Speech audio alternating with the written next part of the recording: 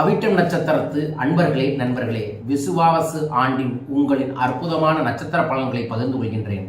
குறை தீர்க்கக்கூடிய குருவாக இந்த ஆண்டு உங்களுக்கு எல்லாம் வல்ல ராமபக்தர் ஆஞ்சநேயர் இருப்பார். ஆஞ்சநேயர் வழிபாடு உங்களுக்கு கைமேல் பலன்களை ஏற்படுத்தி தரும். இந்த ஆண்டு தொடர்ந்து ஒவ்வொரு சனிக்கிழமையும் ஆஞ்சநேயரை வழிபாடுகளை செய்வதும், ஸ்ரீராம ஜெயத்தை தொடர்ந்து தினமும் ஒரு 11 முறை எழுதி கொண்டே வருவதும் நல்வெற்றியை ஏற்படுத்தி தரும். வருமானத்தில் தடை, குடும்பத்தில் நிம்மதியின்மை, தம்பதிக்குள் கருத்து வேறுபாடான எதிர்மறை பலன்கள் உண்டானாலும் குருவின் சஞ்சாரம் குறைகளை போக்கும். அனைத்திலும் நன்மை உண்டாகும்.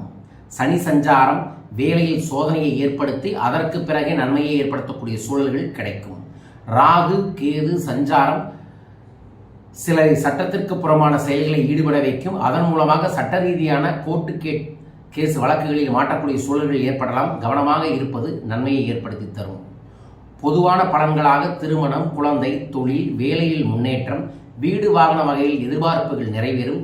உடல்நிலையில் அக்கறை அவசியமாக இருக்க வேண்டும்.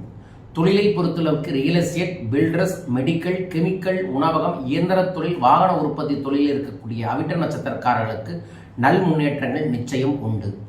வேலைக்கு செல்பவர்களுக்கு மே 11க்கு பிறகு நல்ல ப்ரொமோஷன் கிடைப்பதற்கும் வெளியூர் வெளிநாடுகளில் வேலை கிடைக்கக்கூடிய வாய்ப்புகளும் உண்டு.